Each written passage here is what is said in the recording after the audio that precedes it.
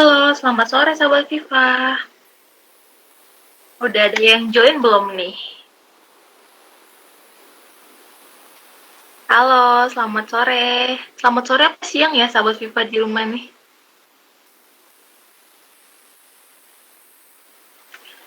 Suara saya udah terdengar jelas?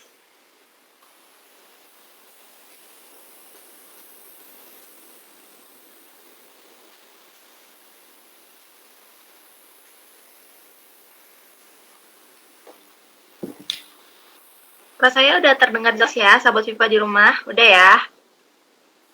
Hai semuanya. Oke, jadi udah jam 3:01 nih. Kita mungkin harus mulai nih untuk live IG-nya. Jadi kali ini biasanya saya membuka sendirian, namun di sore hari ini ada yang spesial karena saya langsung ditemani oleh narasumber kita di sore hari ini, Dr. Wildana ya, Dr. Wildana Zaki. Oke, halo Ya, selamat sore dokter. sore Mbak Gabriela. Gabriela ya? Oke, Panggilannya apa Mbak? jadi sebelum Gabriel. panggilnya Gebi aja dok. Gab.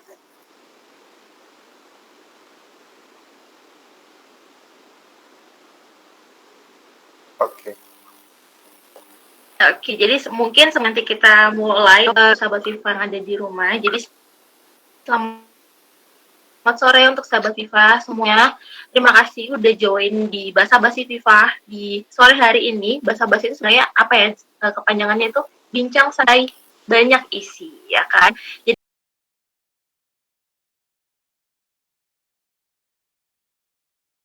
Jadi kita tunggu dulu. Jadi ini udah ada 12 orang yang join, namun rasanya masih kurang banget nih kalau baru 12 orang yang join karena tema kita di sore hari ini tuh begitu menarik ya sahabat Viva. Kalau kalian udah sering berkunjung di Instagramnya Viva pasti udah tahu dong tema kita di sore hari ini tentang apa yang akan kita bahas. Dan saat ini juga udah ada tertera di atas ini nih tema. Kita akan membahas mengenai infertilitas pada pria ya. Nah, sebelum itu saya ingin mengingatkan teman-teman atau semua sahabat Viva yang ada di rumah saat ini, sekarang kita lagi memasuki gelombang ketiga ya. Di Jakarta tuh udah banyak banget yang mulai fit dan lain-lain sebagainya. Jangan lupa nyetok vitamin yang banyak.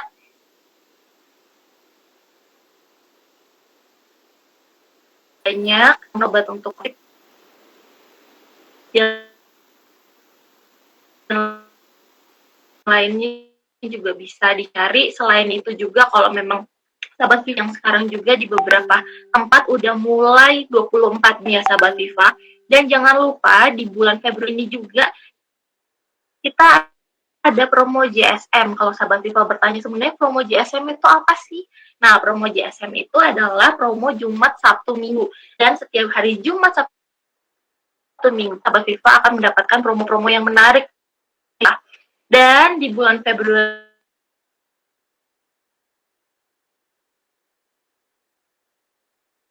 hari ini juga Viva itu lagi mengadakan satu program nih. Kalau memang ada sahabat Viva itu bisa berbelanja di Viva dengan minimal belanja hanya 50.000, sahabat Viva itu bisa berhak menebus murah ada kurang lebih 4 produk yang bisa ditebus murah oleh sahabat Viva. Jangan lupa karena nanti akan ada giveaway juga untuk sahabat-sahabat Viva dari program ini, hadiah jutaan rupiah.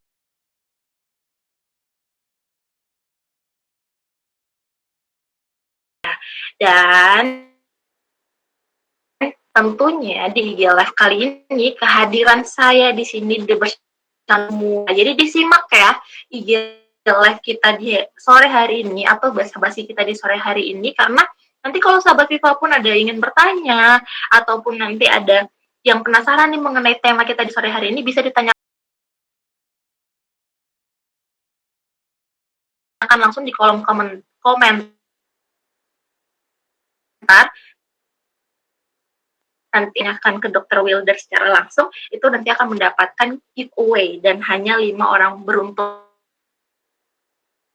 saja yang akan mendapatkan giveaway di sore hari ini. Oke, sampai infertilitas pada pria bersama dengan Dr. Wildana Akila Zaki. Dan kita sambut saja Dokter. Halo, selamat sore.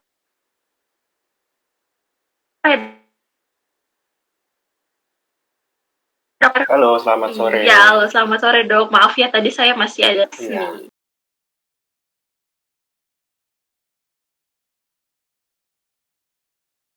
Terima kasih sudah menunggu dokter. Jadi kita masuk aja mungkin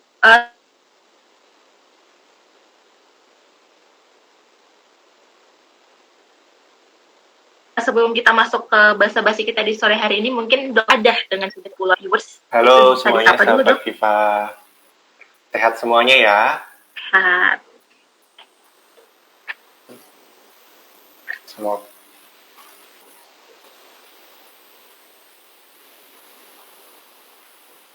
Semoga di pandemi ini ya kita harus tetap sehat, tetap semangat, tetap menjaga protokol kesehatan juga. Walaupun ini nanti kan sedang naik-naiknya gelombang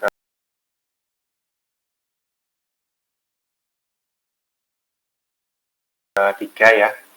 Tetap harus sehat, harus semangat semuanya. benar banget. Oke dok, mungkin kita akan mulai langsung aja untuk basa-basi karena saya juga sejujurnya penasaran banget nih mengenai tema kita di sore hari ini, mengenai infertilitas pada pria ya dok ya. Nah, kalau boleh tahu dok, sebenarnya apa sih yang dikatakan infertilitas itu? Jadi infertilitas itu sebenarnya kan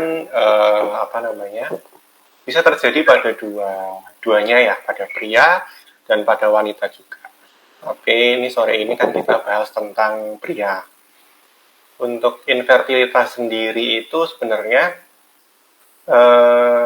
dari WHO itu artinya ketidakmampuan pasangan yang aktif secara seksual untuk mendapatkan kehamilan. Sudah tidak menggunakan kontrasepsi selama kurang lebih 1 tahun. Gitu. Jadi poinnya di situ. Jadi ada pasangan seksual aktif yang tidak bisa mendapatkan keturunan, sudah tidak menggunakan kontrasepsi selama 1 tahun. Yang dimaksud dengan pasangan seksual secara aktif itu jadi berhubungan suami istri 2-3 kali seminggu. Jadi harus berhubungan minimal 2-3 kali seminggu, tidak menggunakan kontrasepsi, dan belum memiliki keturunan selama 1 tahun. Jadi kalau misalnya ada orang, misalnya pasangan, suaminya seorang pelaut misalnya, sudah menikah selama 1 tahun, tapi 6 bulannya suaminya berlayar. Nah, itu masih belum disebut dengan infertilitas karena belum masuk dalam aktif secara seksual gitu.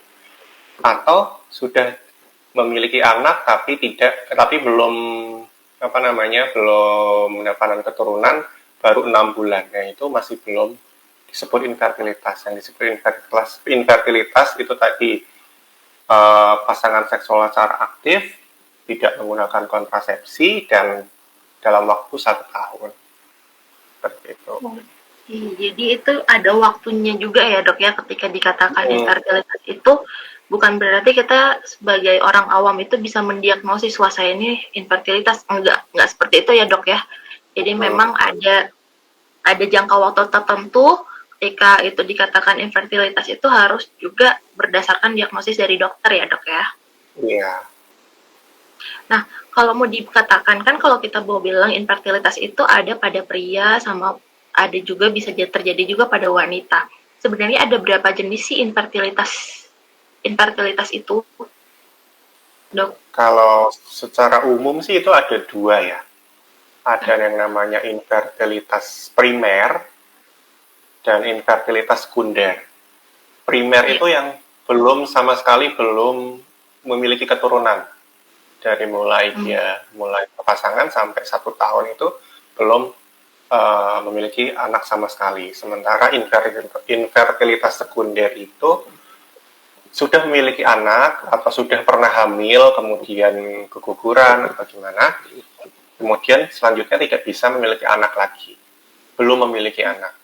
Itu disebut infertilitas sekunder. Seperti itu. Jadi ada dua model infertilitas ya, baik itu sama pria maupun wanita, itu fertilitasnya hal Iya. yang sama ya, Dok ya? Mm-mm. Ada Dan primer ini dan sekunder. hubungannya dua pasang, sepasang maksudnya, sepasang. Dan kan sebenarnya yang saat ini terjadi di kalangan masyarakat itu adalah infertilitas itu kebanyakan hanya bisa terjadi pada wanita nih, Dok. Nah, kalaupun memang ada kasus-kasus tertentu yang kalau infertilitas itu terjadi pada pria, itu kenapa infertilitas itu bisa terjadi sama pria? Apa penyebabnya gitu, Dok? Gini. Jadi kan memang ini ya, jadi stigma ya di masyarakat kalau belum punya anak itu karena perempuannya mandul gitu katanya. Sebenarnya untuk mendapatkan kehamilan itu kan ada terjadi bertemunya sel sperma dan sel telur. Nah, itu kan sel sperma dimiliki laki-laki, sel telur dimiliki oleh perempuan. Nah, dua-duanya kan punya andil yang sama untuk menjadi terjadi fertilisasi atau pembuahan. Nah, kalau spermanya tidak bagus atau spermanya tidak tersalurkan, tidak bertemu dengan sel telurnya dengan baik, ya itu disebabkan karena pria gitu, bukan hanya wanita, karena butuh sperma dan sel telur untuk mendapatkan kehamilan. Hampir 25-40% itu karena pria itu dari kasus infertilitas sendiri. Kasus infertilitas sendiri. Nah, kalau memang berarti infertilitas ini kan memang kalau mau dibilang adanya kemandulan atau adanya ketidaksuburan nih pada pria. Apakah ciri-ciri infertilitas itu bisa dilihat sejak dini, bisa kelihatan sejak dini, atau nanti saat sudah mulai menikah, terus ternyata, oh ini didiagnosis infertilitas nih, atau bisa nggak sebelum kita menikah kita bisa tahu ini? Kayak gitu, Dok. Jadi ini infertilitas itu sebenarnya penyebabnya itu tuh macam-macam sekali. Penanganannya juga macam-macam tergantung dari penyebabnya. Yang pertama, kalau penyebabnya dia hormon, jadi kan kita manusia punya hormon seks. Laki-laki punya testosteron, perempuan punya estrogen dan progesteron. Nah, kalau di laki-laki, si testosteron itu kan yang menghasilkan adalah testis atau buah zakar. Yang menghasilkan adalah buah zakar. Nah, juga dirangsang oleh yang namanya kelenjar hipofisis. Itu menghasilkan kelenjar seks juga. Letaknya di otak bagian tengah, bagian dalam. Nah, kalau ada kelainan di testis dan kelenjar hipofisis, dia tidak berkembang atau dia ada kelainan, nah itu hormonnya akan berkurang atau bahkan tidak ada. Nah, kalau tidak ada, nanti akan saat pubertas itu tidak akan muncul ciri-ciri seks sekunder seperti rambut yang tumbuh di beberapa tempat, kemudian suaranya berubah, kemudian pertumbuhan tulang-tulang tertentu pada pria. Jadi ciri seks sekundernya tidak berkembang kalau memang hormonnya tidak ada atau berkurang. Gitu. Kemudian kalau sebabnya karena misalnya ada varikokel atau varises pada testis, itu juga di testisnya juga akan ada benjolan seperti varises di dalam testisnya gitu. Itu bisa dideteksi juga. Nah, sebenarnya pada bayi itu juga harus bisa dideteksi testisnya ada apa enggak gitu. Jadi normalnya testis itu dibentuk di dalam perut ya. Nanti selama pertumbuhan akan turun ke kantung zakar. Nah, ada orang-orang yang tidak turun testisnya. namanya undescended testis. Jadi testisnya tidak turun, masih di dalam rongga perut.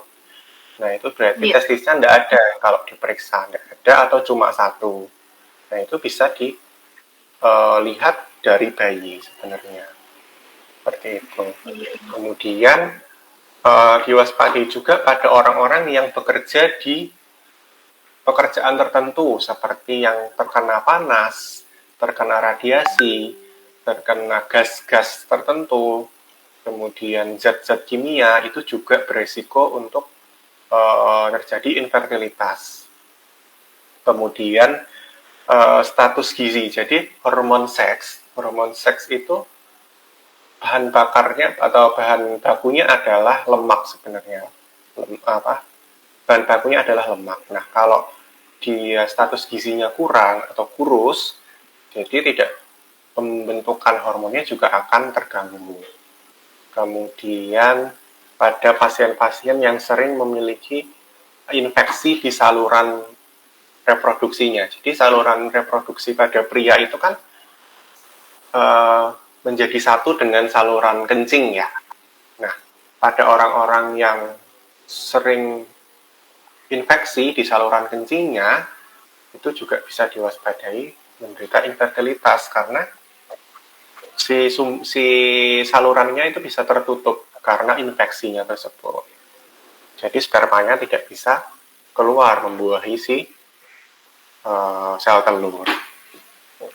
Terus pada pasien-pasien dengan hipospadi, kemarin beberapa waktu yang lalu sempat viral ya salah satu atlet Indonesia menderita hipospadi. Jadi, hipospadi itu kan lubang kemaluannya itu tidak berada di ujung penis, tapi bisa di batang, di bagian batang atau di bagian si kantong zakarnya.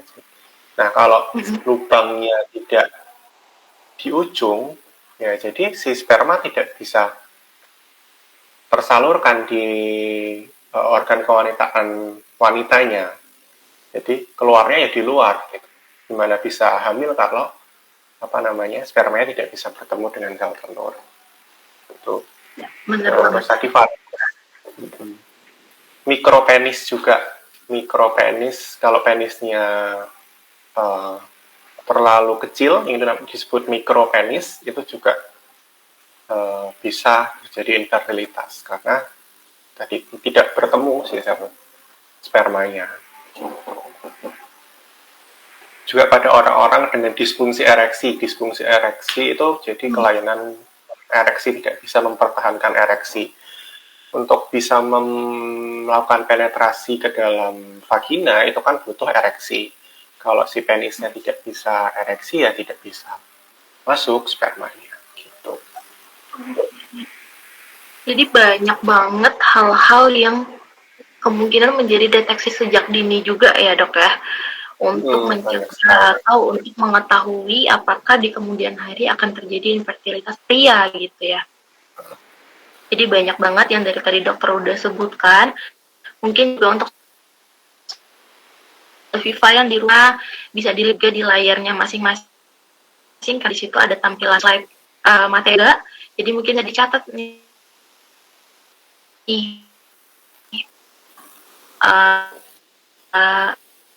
Ciri-ciri atau ciri-ciri yang bisa kalian terjadinya adanya infertilitas pada pria.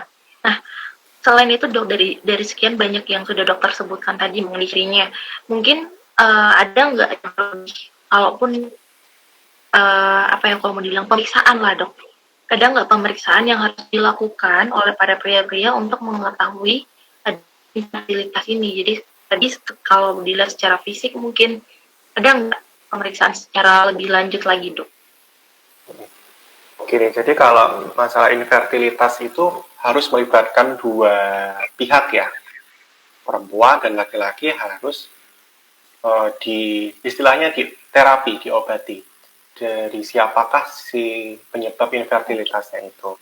Pertama kita gali dulu dari anamnesis, dari wawancara, dari gaya hidup, dari riwayat keluarga, riwayat penyakitnya, kemudian bagaimana aktivitas seksualnya itu harus digali secara dalam. Nah, setelah diwawancara di anamnesis, kita kan periksa tadi yang tanda-tandanya tadi ada atau tidak penyebabnya. Kayak varikokel, kemudian hipospadi, mikropenis, ada infeksi atau tidak gitu. Nah, kemudian kita lanjutkan ke pemeriksaan laboratorium. Kita harus tahu kualitas dan kuantitas dari spermanya. Jadi ada pemeriksaan analisis sperma. Sperma itu kita lihat pertama volumenya. Jadi sekali ejakulasi itu cukup atau tidak untuk bisa membuahi si sel telur. Kemudian jumlah sperma per mililiter itu harus cukup. Kemudian jumlah bentuknya itu harus sempurna, tidak ada yang cacat. Kadang ada sperma yang kepalanya cacat. Sperma itu kan bentuknya hampir seperti kecebong ya. Bisa bayangkan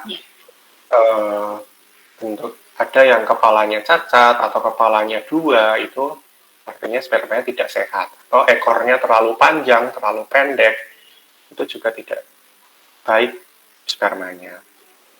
Kemudian setelah dilakukan analisis sperma, dilakukan juga pemeriksaan endokrinologi atau hormonnya. Hormonnya cukup atau tidak, atau malah tidak ada. Seperti itu. Gitu. Kalau misalnya memang hormonnya kurang, Jadi, kan bisa ditambah. Kalau nggak, gitu. oke, jadi memang ada beberapa hal-hal yang harus dilakukan dan itu pemeriksaannya melalui pihak medis ya dok ya, atau melalui dokter ya. Kedua dari baik pria maupun wanita itu akan melakukan pemeriksaan ke dokter, kemudian nanti dokter akan adanya anamnesis itu sendiri, kemudian akan juga mungkin kalau pada pria itu akan ada terjadi analisa pada sperma dok ya, jadi bentuk spermanya itu seperti apa, panjang ekornya, pendek ekornya, itu harus diketahui juga nih sahabat Viva. Dan akan ada pemeriksaan fisik dan juga sebenarnya untuk fungsi-fungsi dari hormonnya baik pria maupun wanita juga ya dok ya. Iya. Oke, setelah kalau misalnya sudah dilakukan pemeriksaan lebih lanjut lagi nih dan sudah diketahui pada pria yang ternyata mengalami infertilitas nih dok. Nah, apa saja sih yang perlu dilakukan ketika telah ditemukan tanda-tanda terjadinya infertilitas pada pria itu sendiri? Nah, kalau untuk pria, itu kan kita bisa ke dokter urologi atau dokter andrologi. Urologi itu dokter khusus untuk alat reproduksi pria, sementara andrologi itu untuk hormon yang berhubungan dengan hormon dan reproduksi pria. Nah, kalau untuk wanita bisa ke dokter kandungan untuk mengecek bagaimana kandungannya, bagaimana hormonnya juga gitu. Nah, setelah diketahui ya, kita atasi penyebabnya. Misalnya tadi kalau varikokel, berarti varikokelnya harus diambil. Kalau misalnya hipospadi, berarti ya direkonstruksi lubangnya. Lubangnya dibuat sesuai dengan tempatnya. Atau kalau hormonnya kurang bisa ditambah, dilakukan terapi hormon. Pada pria bisa disuntikkan testosteron sesuai dengan instruksi dari dokter. Seperti itu. Jadi ada juga penanganannya ya dok ya, atau pengobatannya mungkin bisa dimaksimalkan oleh para dokter untuk mencegah atau mengobati adanya infertilitas pada pria ya dok ya. Jadi sahabat Viva jangan lupa nih, apalagi untuk para pria atau mungkin ibu-ibu yang lagi nonton di sini, bisa diingatkan juga untuk mencegah terjadinya infertilitas nih pada pria, itu bisa diingatkan juga. Atau ada kenalan, keluarga gitu, untuk melakukan pemeriksaan lebih lanjut. Dan sebenarnya dok, ketika tadi saya juga udah bertanya mengenai tanda-tanda nih dok, tanda-tanda terjadinya infertilitas pada pria. Kan itu bisa dideteksi melalui tadi yang sudah disebutkan ya, ada pemeriksaan sperma, pemeriksaan fisik juga, maupun pemeriksaan hormonnya. Tanda-tanda ini tuh sebenarnya bisa dideteksi itu sejak dini, itu umur berapa dok mulai? Apa pada anak-anak sudah bisa dideteksi untuk adanya terjadinya infertilitas pada pria? Atau pada usia keberapa dia bisa Jadi, oh ya, dideteksi? jadi setelah lahir, bayi laki-laki itu juga harus dicek tadi testisnya ada apa enggak. Nanti biasanya kalau memang belum ada akan ditunggu dulu beberapa tahun, dicek lagi ada apa enggak. Nah, kalau memang enggak ada penyebab enggak ada, ya kita harus segera ditangani kemana testisnya itu. Masih ada di dalam perut atau memang tidak terbentuk gitu. Jadi dari lahir sudah bisa, jadi waktu keluar dari kandungan bisa kita lihat dulu ada atau enggak testisnya. Kemudian kita deteksi di pubertas. Nah, saat pubertas kok orang tua harus waspada, kok anak-anaknya sudah mulai usia pubertas tapi kok belum berubah tanda-tanda seks sekundernya seperti tadi bulu-bulu, kemudian suaranya berubah lebih tinggi, itu harus diwaspadai kalau tidak muncul tanda-tanda seks sekundernya. Okay. Jadi pada bayi ketika dia baru lahir itu sebenarnya sudah mulai kelihatan ya dok ya? Testisnya itu udah ada atau udah mulai terbentuk apa belum, itu sebenarnya udah bisa dideteksi sejak mulai masih bayi atau baru keluar dari kandungan ibu, itu sudah mulai terdeteksi. Dan kemudian deteksi lagi bisa juga pada masa-masa pubertas ya dok ya. Oke, dan apa saja sih dok kalau kita boleh tahu terjadinya seperti yang tadi sudah kita jelaskan dari awal juga, mungkin infertilitas itu apa, kemudian ciri-cirinya, kemudian mungkin cara pemeriksaannya. Nah, yang kita belum ketahui ini sebenarnya apa sih penyebab-penyebab yang mungkin bisa menyebabkan terjadinya infertilitas pada pria ya dok? Hal-hal apa sih yang menyebabkan itu bisa terjadi? Faktor penyebabnya yang pertama ada yang tidak, maksudnya secara genetik dia tidak terbentuk testisnya, ada karena gaya hidup. Mungkin kalau gaya hidup seperti konsumsi alkohol, merokok, kurangnya olahraga, dan olahraga yang berat itu juga bisa mengurangi infertilitas atau mengurangi juga proses pembentukan sperma, bisa mengganggu proses spermatogenesis atau pembentukan sperma. Kemudian stres dan pekerjaan itu juga bisa mengganggu pembentukan sel sperma tadi. Jadi pekerjaan yang terpapar radiasi, terpapar panas, gas-gas tertentu itu juga bisa menimbulkan penurunan kualitas sperma juga. Gitu. Jadi banyak sekali faktor-faktornya. Ya, jadi memang banyak ya dok, dari makanan, kemudian dari pekerjaan mungkin bisa jadi ya, suasana tempat kerja itu bisa jadi juga menyebabkan infertilitas nih. Jadi akan banyak kemungkinan terjadinya infertilitas pada pria. So, sahabat Viva di rumah bisa harus lebih mengenal lebih jauh lagi nih atau bisa terjadi ya, bisa melakukan pemeriksaan sejak dini untuk infertilitas pada pria itu sendiri. Dan sebenarnya faktor-faktor saja yang mungkin dapat menyebabkan terjadinya peningkatan infertilitas pada pria. Faktor-faktor, jadi tadi udah ada hal-hal, kemudian ada faktor nggak yang bisa menyebabkan terjadinya peningkatan? Tadi peningkatan kan bisa karena gaya hidup tadi. Nah, jadi sebenarnya infertilitas itu kan tadi harus bertemunya sel sperma dan sel telur. Jadi kalau pembentukannya jelek, pembentukan sel sperma dan sel telurnya tidak bagus, bisa menimbulkan infertilitas. Nah, kalau penyaluran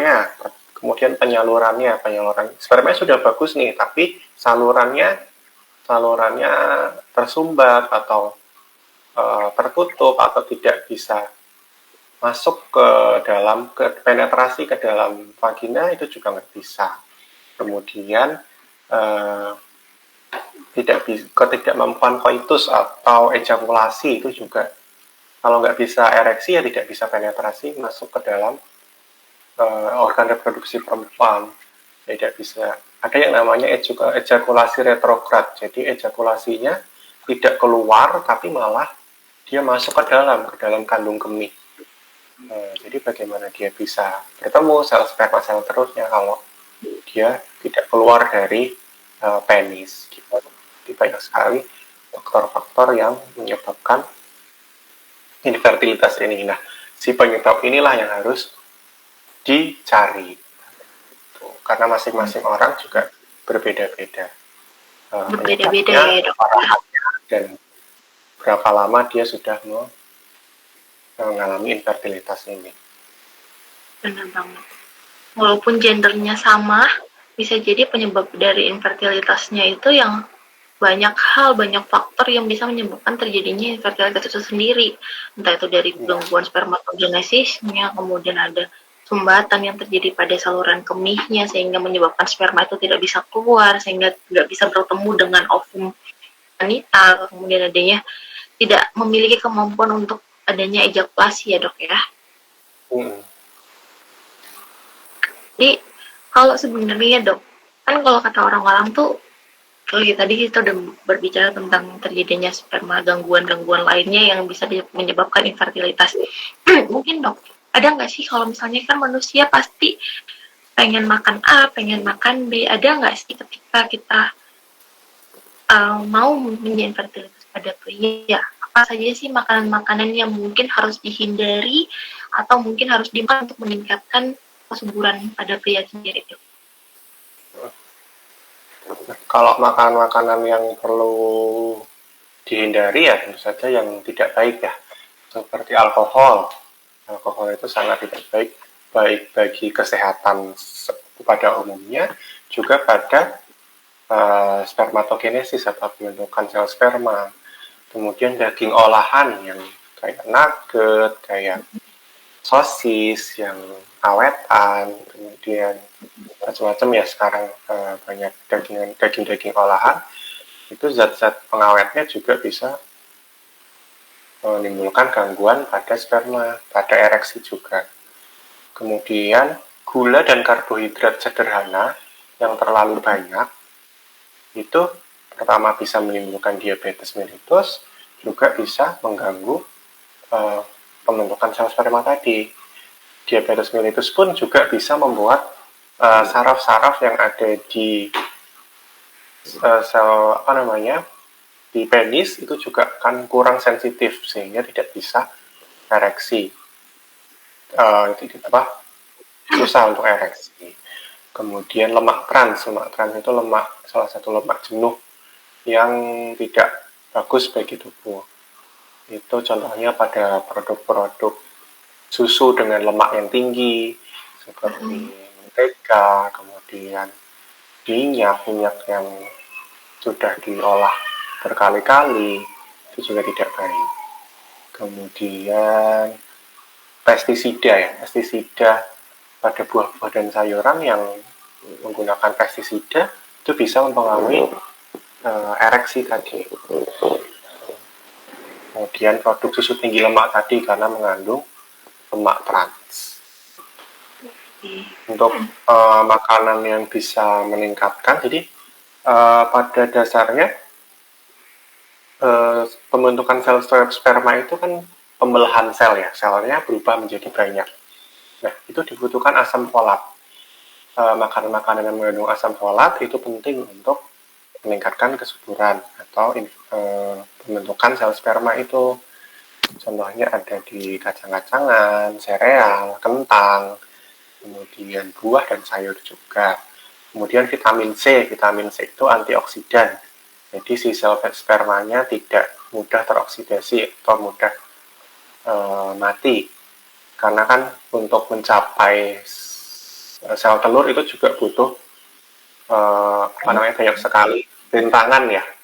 masuk ke dalam rahim dulu, kemudian di dalam rahim pun eh, lingkungannya juga pH-nya berbeda, suhunya berbeda, itu bisa menyebabkan sperma banyak yang mati. Nah, vitamin D itu juga bisa meningkatkan spermatogenesis juga pada ikan laut, kuning telur, kemudian produk susu yang rendah lemak. Kemudian zinc itu juga dibutuhkan untuk pembentukan badan dari sel sperma. Likopen ini pada tomat, jambu, semangka itu bermanfaat untuk pada proses ereksi dan ejakulasi. Bisa meningkatkan, bisa mempertahankan dan baiki dari spermatogenesis juga. Gitu. Jadi tadi untuk sahabat Viva di rumah udah banyak ya yang dikasih tahu oleh Dokter Wildan juga. Jadi untuk mencegah terjadinya infertilitas itu sendiri, jangan mengonsumsi nih karbohidrat yang berlebih, lemak-lemak trans yang berlebih, ya kan. Terus mungkin kalau ada belanja di supermarket atau di pasar itu buah-buahan, terus kemudian sayur-sayuran itu harus dicuci bersih karena biasanya pestisida itu ada di dalamnya gitu ya. Jadi harus dicuci bersih untuk mencegah terjadinya infertilitas juga pada pria. Dan tentunya kalau mau dibilang makan-makan apa saja yang bisa meningkatkan kesuburan pria itu, ya yang pasti adanya antioksidan ya dok ya, seperti vitamin C, seperti itu. Kemudian vitamin D juga, asam folat, itu bisa meningkatkan terjadinya kesuburan pada pria juga itu sendiri. Jadi bukan cuma pada wanita, namun pada pria juga bisa mengonsumsi yang tadi sudah beberapa hal yang sudah mungkin disebutkan oleh Dr. Wildan. Dan apakah dok kalau misalnya kita sudah mau terjadi infertilitas, apakah itu bisa diobati dok?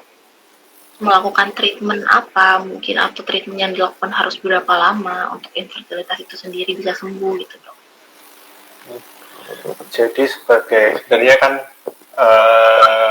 anak itu kan rezeki ya, yang mengatur ya yang di atas.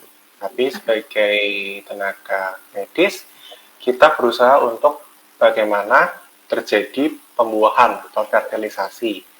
Tadi tergantung penyebabnya. Jadi kita bagaimana usahanya untuk bisa si sel spermanya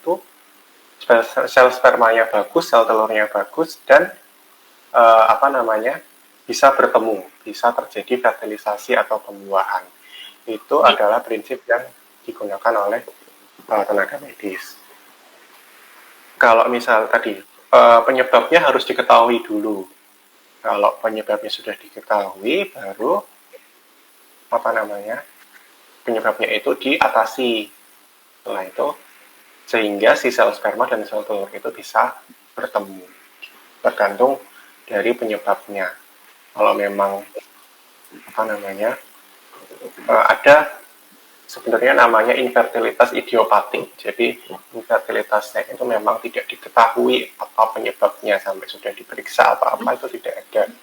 Sel spermanya tidak ada, bahkan tidak bagus gitu. Tapi hanya beberapa persen saja. Jadi selama penyebabnya bisa diatasi ya diharapkan bisa mengatasi infertilitas ini. Oke. Jadi infertilitas itu bisa saja diobati ya dok ya. Ada penanganan medis yang mungkin dilakukan oleh tenaga medis untuk mengobati atau mencegah terjadinya infertilitas itu sendiri gitu. Nah, kalau tadi saya sudah tanyakan juga dok, mungkin kalau memang ada melakukan treatment tertentu akan butuh waktu yang diperlukan untuk melaksanakan treatment dari atau proses penyembuhan dari infertilitas itu sendiri dok? Ya itu kembali lagi tergantung penyebabnya. Misalnya tadi ada varikokel atau varises pada testis. Kalau varikokelnya sudah diangkat, ya diharapkan bisa segera mungkin terjadi fertilisasi. Gitu. Kalau memang perlu hormon. Nah, kita treatment hormon itu juga nggak sebentar sebenarnya. Per minggu kita harus suntik, kemudian kita ukur lagi berapa kadar hormonnya sampai kadar hormon itu tercapai sehingga bisa terjadi pembuahan gitu. Jadi tergantung dari mengatasi si penyebabnya tadi. Kalau segera bisa teratasi secara cepat, ya infertilitasnya bisa teratasi juga secara cepat gitu. Oke, jadi ada waktu-waktu tertentu dan itu tergantung dari kondisi masing-masing pasien itu sendiri juga ya dok ya. Dan apa saja sih penyebabnya sehingga mungkin waktu yang diperlukan masing-masing orang itu akan berbeda-beda. Kayak gitu ya dok ya. Iya. Oke, jadi mungkin tadi juga saya sudah Oke, mungkin pertanyaan terakhir dok sebelum nantinya, karena dari tadi juga saya udah melihat ada banyak pertanyaan nih yang akan saya sampaikan juga dari teman atau sahabat Viva yang di rumah dalam basa-basi kita di sore hari ini dok. Mohon saya mungkin akan ke pertanyaan terakhir. Pertanyaan terakhir saya itu, ada nggak sih pencegahan yang harus kita lakukan dalam mencegah diabetes itu dok? Ya. Pertama yang paling bisa kita lakukan ya kita ubah gaya hidupnya. Gaya hidup kita harus sehat, kemudian konsumsi makanan-makanan yang bisa meningkatkan kesuburan, kemudian menghindari makanan yang berlemak, ada gula yang tinggi, kemudian tadi pekerjaannya kalau memang ada di yang panas atau radiasi ya bisa minta pindah posisi atau pindah kerja untuk mengurangi dampak dari si pekerjaannya itu. Kemudian dua-duanya harus diobati, perempuan dan laki-lakinya harus dicari. Kalau memang salah satu ya harus ditreatment gitu. Tidak hanya pada salah satu pihak saja. Kemudian menghindari tadi rokok, alkohol itu harus dihindari dan berperilaku hidup sehat gitu. Jadi untuk sahabat Viva yang ada di rumah yang ingin sudah mulai bagaimana nih saya infertilitas, nggak apalagi untuk teman-teman atau sahabat kita akan menikah atau yang sekarang lagi masa-masa usia-usia kayak saya ya 20-an ya yang ingin gitu bisa juga penasaran banget nih sebenarnya apa saja sih pencegahan-pencegahan yang harus kita lakukan agar tidak terkena infertilitas itu sendiri. Jadi adanya ya yang pasti pola makan yang kita harus tahu, kita harus jaga pola makannya kita, apa saja sih yang harus dihindari, kemudian apa saja sih yang harus sering dikonsumsi, kemudian dari pola hidup, gaya hidupnya kita juga harus dibenerin kayak gitu. Dan beberapa hal sebagainya yang pasti adanya pengecekan juga mengenai infertilitas sendiri kepada dokter-dokter atau tenaga medis yang mungkin sahabat Viva di rumah udah kenal atau mungkin udah ada keluarga, dokter dan lain-lain sebagainya. Oke, sekarang saya ingin menanyakan Dr. Wildan dari tadi lihat di kolom komentar udah banget dari sahabat Viva yang ingin bertanya kepada dokter mengenai infertilitas pada pria itu sendiri. Yang pertanyaan pertama, kita boleh mulai sesi tanya jawabnya ya dok ya? Boleh. Oke, jadi pertanyaan yang pertama itu dari Kak iswt_sh nih. Pertanyaannya adalah, kuantitas hubungan dengan pasangan apa dapat mempengaruhi infertilitas? Pengen dengar pernah dengar semakin sperma dekat, kualitas juga akan menjadi kurang bagus. Jadi kuantitas hubungan pada pasangan dok, kuantitas hubungan pada pasangan itu apa? Mempengaruhi infertilitas. Dan pernah dengar juga nih Kak iswt_sh itu pernah mendengar bahwa semakin sering sperma dikeluarkan, kualitasnya akan menjadi kurang bagus. Bisa bantu jawab nggak dok? Iya.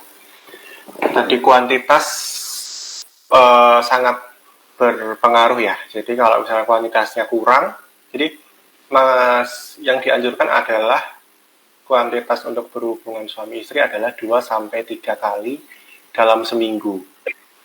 Kalau kurang dari itu, tadi belum bisa disebut infertilitas, jadi belum aktif secara seksual.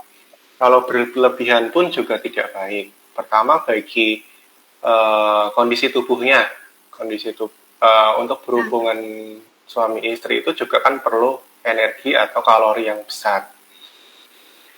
Itu bisa berpengaruh ke fisiknya. Jadi kondisi tubuh akan bisa menurun kalau misalnya berlebihan. Kalau untuk sperma, jadi sperma itu sebenarnya siklusnya itu untuk pembentukannya lebih cepat daripada sel telur. Itu bisa dari 1 kali 24 jam. Dan itu tidak semerta-merta 1 kali 24 jam. Jadi ada yang sudah terbentuk sebelumnya, ada yang baru 2 jam, ada yang baru 8 jam. Gitu. Jadi ketika sperma itu dikeluarkan, sebenarnya itu adalah sperma yang sudah matang. Kalau memang belum matang, dia akan tersimpan di testis, jadi belum bisa dikeluarkan. Jadi sebenarnya sperma yang sudah keluar itu sperma yang sudah siap sebenarnya, tapi kualitasnya dipengaruhi oleh tadi gaya hidup, kemudian makanan, kemudian tadi panas, radiasi juga. Kalau untuk kuantitas, berpengaruhnya sih pada kondisi fisik, karena kondisi fisik nanti juga akan berpengaruh pada si pembentukan spermatogenesisnya. Jadi tidak serta-merta sering ejakulasi menimbulkan kualitas spermanya buruk, tapi lebih ke karena kondisi tubuh yang menurun bisa menurunkan kondisi pembentukan spermatogenesis. Oke. Jadi bukan berarti dari semakin sering dikeluarin itu akan menurunkan kualitas itu sendiri ya, Dok ya? Karena yang sperma yang dikeluarin sebenarnya itu adalah sperma yang udah matang, dan juga kalau mengenai kuantitas itu mengenai dari gaya hidup dari pria itu sendiri. Mungkin dari jadi udah terjawab ya pertanyaan dari Kak ISWT_SH. Susah banget nih ngomongnya nama akunnya. Oke, mungkin untuk pertanyaan kedua dari Bunda_Auni. Pertanyaannya adalah, apakah infertilitas sekunder bisa diturunkan ke anak perempuannya? Oke, infertilitas itu bisa menurun nggak, Dok? Kalau terjadi pada pria, bisa turun pada wanita nggak, atau anak perempuan? Gini, jadi penyebabnya dulu, jadi semua tergantung lagi ke penyebabnya. Kalau misalnya itu karena varikokel, karena gangguan spermatogenesis, itu sebenarnya tidak diturunkan. Tapi kalau mungkin ada beberapa kelainan hormon yang bisa diturunkan dari orang tua. Jadi tidak serta-merta kalau sudah infertilitas akan diturunkan ke anaknya. Gitu. Jadi hanya beberapa kasus tertentu saja. Oke. Jadi sebenarnya tidak menurun ya, Dok ya? Enggak.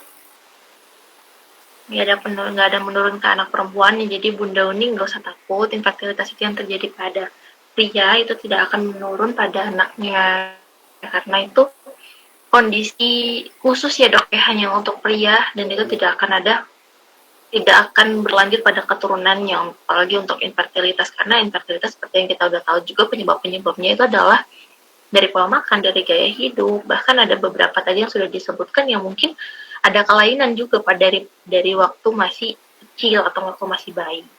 Jadi bukan satu penyakit yang ditakutkan untuk terjadinya penurunan pada keturunan-keturunannya gitu. Tidak. Oke, sudah terjawab ya Bunda_Auni. Mungkin kita lanjut ke pertanyaan ketiga. Pertanyaan ketiga yaitu dari David Puspowardoyo, Dok.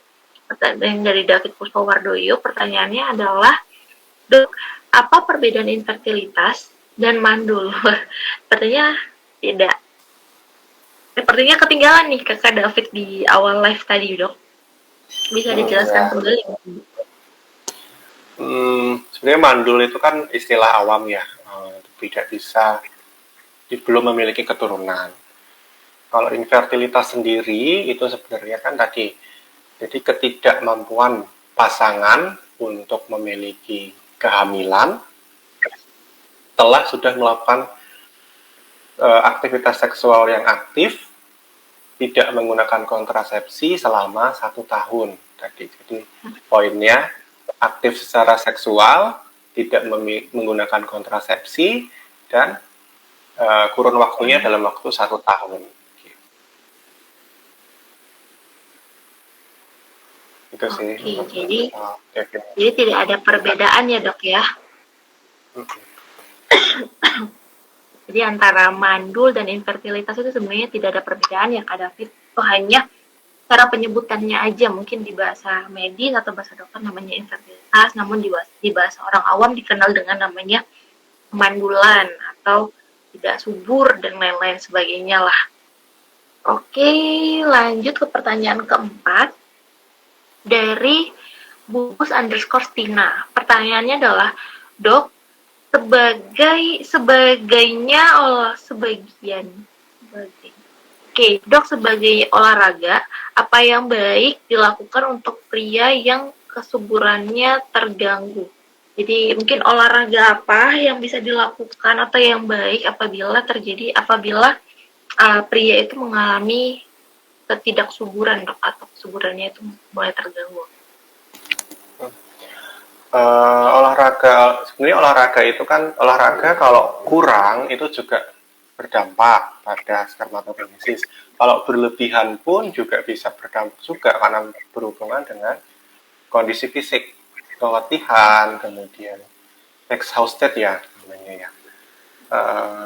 Cukup dengan olahraga yang low impact, kemudian seperti jalan kaki selama 30 menit setiap hari itu sudah cukup untuk menjaga kesehatan kita.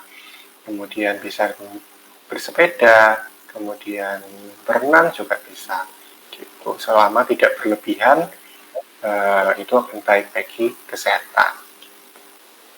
Oke, jadi banyak hal-hal yang bisa dilakukan yang pasti rutin juga dilakukan dok ya. Rutin, kemudian dia tadi berenang, bersepeda, bisa rutin, tidak berlebihan, yang intinya pas-pas. Jadi kalau biasanya itu olahraga yang baik itu seminggu 3 sampai 5 kali ya dalam 3 seminggu sampai dok 5 ya. kali. Ya. Oke, pertanyaan terakhir nih dok dari sahabat Viva. Jadi sahabat Viva, aku tadi udah ada beberapa pertanyaan yang udah aku pilih, ada 4. Ini adalah pertanyaan terakhir yang mungkin di sini pertanyaannya belum bisa terjawab. Bisa kontak langsung ke Dokter Wildan. Dokter punya Instagram atau apa yang bisa dihubungi oleh sahabat Viva mungkin dok? Instagram aja di @wildanaad Instagramnya. Oke. Jadi sahabat Viva bisa follow Instagram dokter @wildanaad. Wildana Ade itu bisa ditanyakan juga mungkin pertanyaan-pertanyaan yang belum bisa saya tanyakan ke dokter di sore hari ini itu bisa ditanyakan langsung ke Instagramnya dokter ya. Oke dok, mungkin pertanyaan terakhir dari Levi official _1991. Pertanyaannya adalah, dok, apakah orang yang sering menaruh handphone di saku celana bisa menyebabkan seseorang itu kena infertilitas dok? Wah, ini ada mitos atau faktanya nih. Sebenarnya tidak bisa dibuktikan secara langsung ya, tapi handphone itu kan pertama panas ya,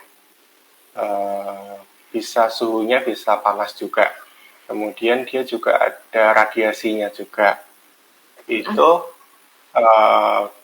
ada efeknya juga, tapi tidak karena handphonenya selalu di kantong, tidak serta-merta langsung menyebabkan infertilitas. Ada efek radiasinya, ada efek panas dari HP-nya juga ada sebenarnya. Berarti ada pengaruh ya dok ya?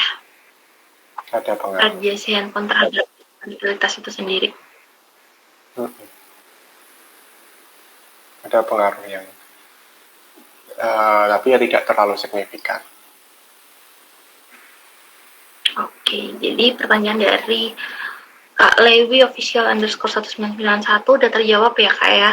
Jadi memang ada pengaruhnya karena dari radiasi handphone maupun panasnya. Misalnya kita lagi taruh handphone di menyebabkan panas juga, karena tadi juga udah dijelaskan sama Dr. Wildan di awal juga, tempat kerja atau lingkungan kerja yang mungkin suasananya itu adalah udara panas dan lain-lain sebagainya juga dapat menjadi penyebab terjadinya infertilitas itu sendiri. Jadi ada kemungkinan yang ya kemungkinan kecil lah atau tidak signifikan terjadi itu infertilitas bisa disebabkan karena terlalu sering menaruh handphone di saku celana ya dok ya.